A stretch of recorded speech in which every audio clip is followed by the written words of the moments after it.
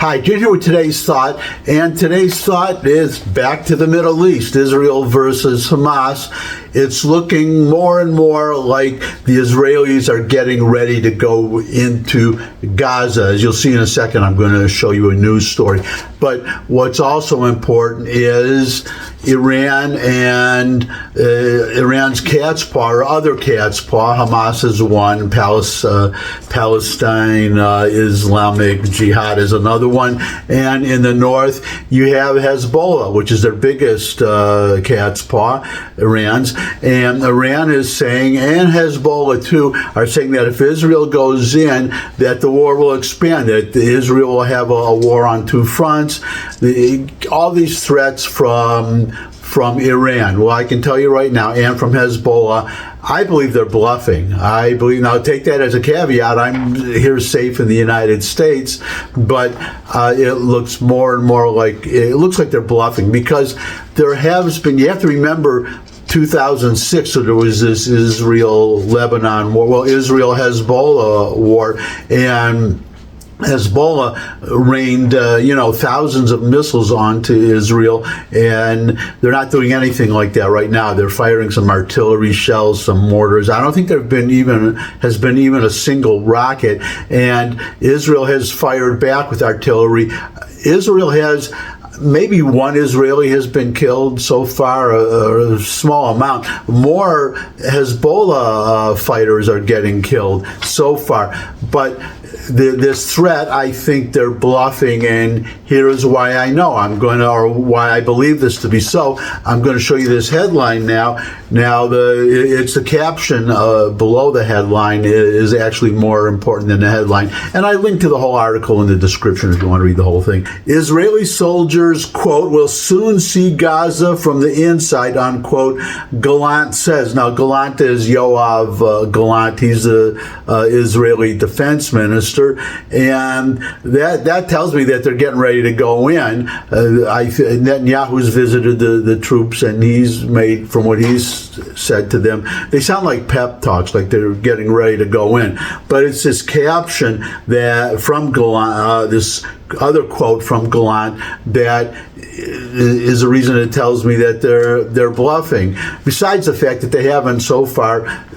There's just little pinpricks that the Hezbollah has been doing. They're no real threat. Maybe it's just to distract the Israelis. But anyways, quote, we are alert, unquote, said Defense Minister Yoav Gallant, and, quote, and if Hezbollah wants to start a war, it should first look at the photographs of Gaza City, unquote. That's it in a nutshell. That's Hezbollah. They watch actually, Nasrallah is reputed to be a very big fan of Israeli media. He watches it all the time, or at least the news stories. He's very aware of what's going on in Gaza City and what Gaza City looks like. And the question in his mind has to be, does he want Beirut to look like Gaza City?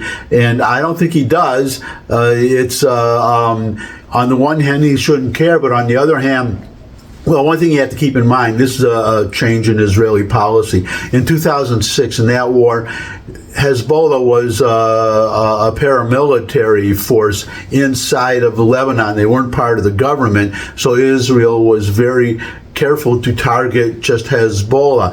But Hezbollah has since run candidates and become part of the government. And since that happened, Israel made it very clear, I forget who the official was who said so, but said that Hezbollah is part of the Lebanese government now. So if we get attacked by Hezbollah, we're going to treat that as an attack by Lebanon, and we're going to attack the entire country. Another Israeli official said that we're not going to be hiding from rockets, being shelters while citizens of while Lebanese enjoy themselves laying on the beach. It's not going to be that way this time. So Hezbollah actually is in a pretty tricky position, because they are they can't last 5 minutes without the funding that they get from Iran. So if Iran orders, and Iran, very easy for them so far, because they're sitting way off in Iran. They have yet to send a single Israel, there are Iranian soldiers being killed in bombings, attacks by Israel in Syria as Iran tries to gain a foothold, set up a new front in Syria. But other than that, though, you don't see, and that's Israelis bombing them. But there's never been an attack by. There's no Iranian soldier fighting in Gaza right now. And I think, and these are all Lebanese in Hezbollah, so they're very safe. They're off in Iran. Very easy for them to order Hezbollah to attack. But Hezbollah has to know. Hassan Nasrallah, the head of Hezbollah, has to know what's going to happen to Lebanon if he attacks. On the other hand, he needs Iran as his boss, so he's in a bit of a dilemma there. I think that's what he's trying to do right now. That's why these attacks have been so small. He's trying to do something to please, show his Iranian paymaster that he's doing something. On the other hand, he doesn't want to provoke the Israelis to the point that they launch a major attack. And on the other hand, the dilemma, and this is for Iran too, Hamas is not going to exist anymore in the foreseeable future. When that happens, Iran is going to lose a front. They're going to lose one of their cat's paws, one of their proxies, number one. Number two, Israel will no longer have to worry about a two-front war unless you want to consider Syria and Lebanon as two fronts. So they're pretty much in the north, one's north, one's northeast.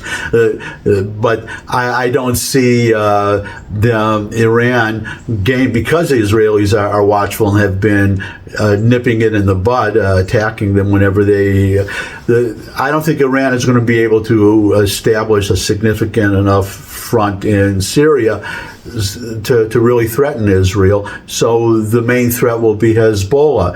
And as far as a conventional war goes, of course, there's the Iranian nuclear program they have to go to deal with. But Iran, they're in a spot too, because when Israel eliminates Hamas, as I predict they will, then all they have left is Hezbollah. And if they order, on the one hand, they could order Hezbollah to attack, but on the other hand, if Israel turns around and destroys Lebanon and eliminates Hezbollah, then Iran has nothing. They have nothing. And that's their, on the other hand, they don't want to sit there and do nothing now.